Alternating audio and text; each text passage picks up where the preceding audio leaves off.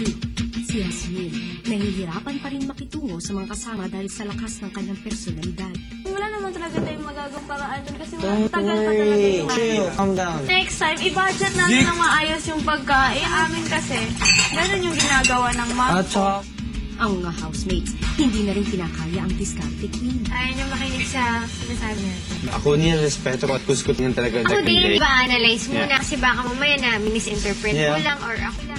Nanagabihan ng araw na iyon, nagsaya ang mga housemates sa luau party bilang pagsalubong sa bagong housemate, si Dion. Pero matapos ang party, may siyempre si Mickey para kausapin si Yasmin. Alam ko is like, for example, sa mga weekly task ko, gusto mo bigay 100%, nakikita ko yun. Yun, hindi ko nagugustuhan. Is parang, or hindi mo nahalata, ina-offend mo yung mga tao. So parang yung nakikita ko is, yung mga iba nagtatry. Then you come, sasabihin mo, you should do this, or sometimes basta inaano mo sila. Yung mga iba parang nahihirapan kasi they do not know. Na-offend sila So, yun ang sa nakikita ko. sinasabi ko. Yung iba naman kasi housemates, di ba? Siguro hindi lang nila hilig yung luto. Yung iba, sinusubukan, diba? For example, me, I'm not a good cooker. Hintay mo na lang, okay? Hintay mo na.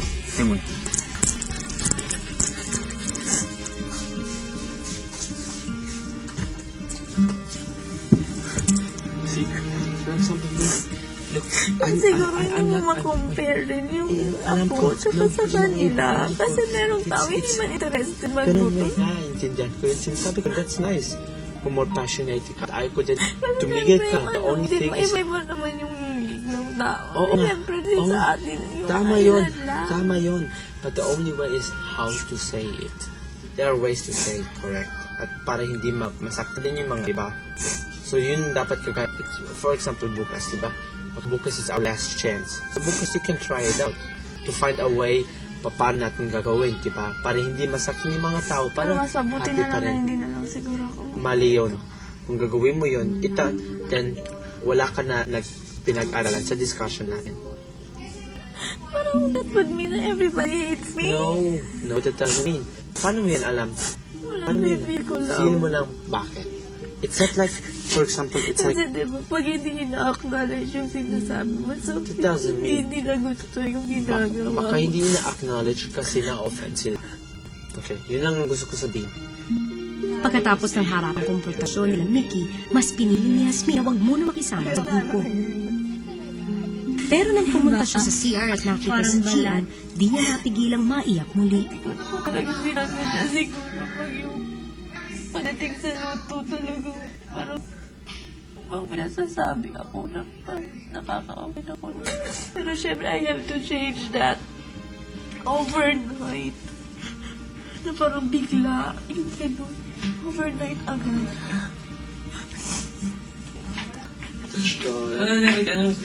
Ako ba? Ito.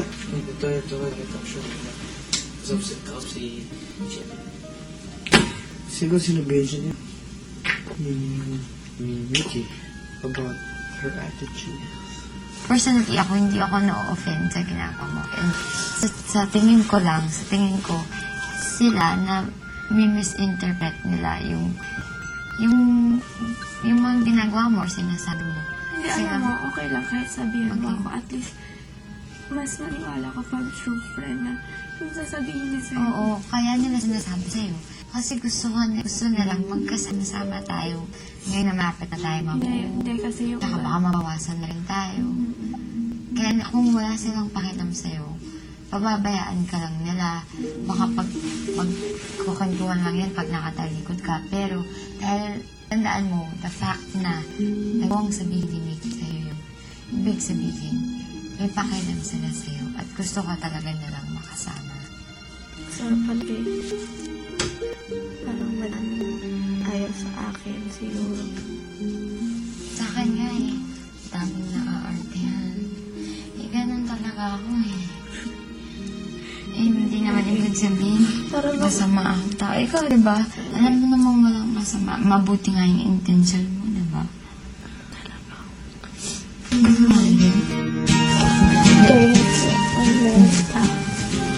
Sobra appreciate talaga to.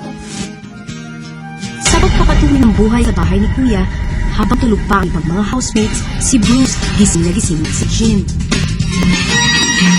Maya-may gumising na sila ni Kuya. Si Dion, happy sa first morning niya. Pero tila wala pa rin pumapansin kay Jasmine.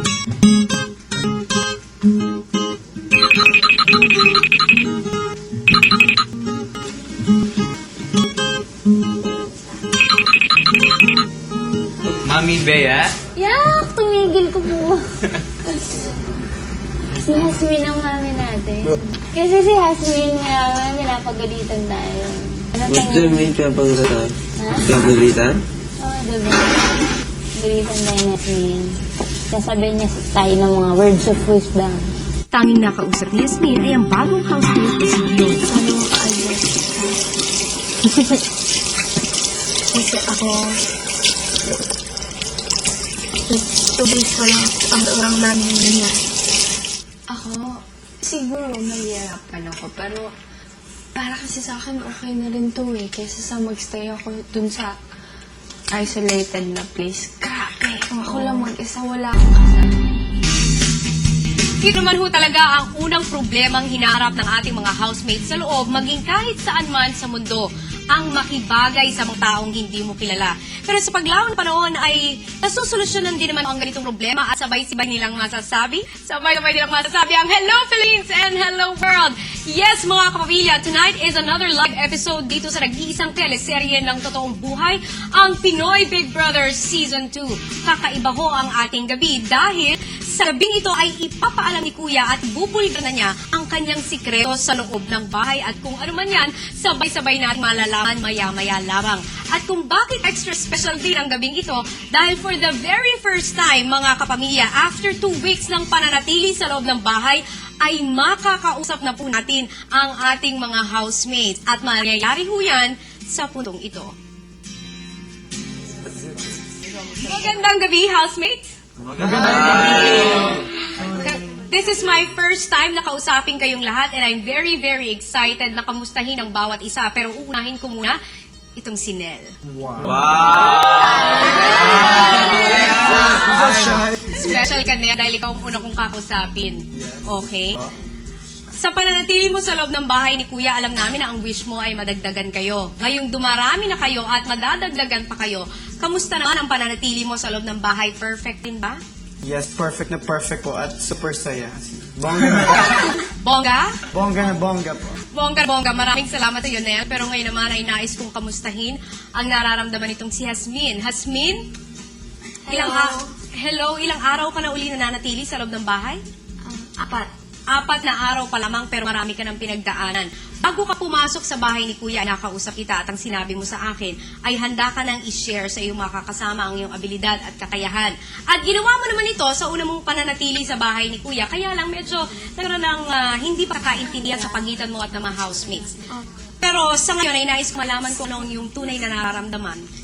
Kanina kasi, like, parang nag-usap kami kasi like hindi ko na maintindihan yung feeling ko kanina.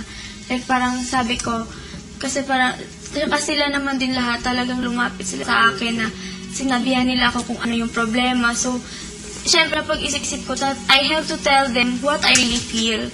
So, kanina napag-usapan talaga namin ng maayos and ngayon at least nagkaintindihan na kami.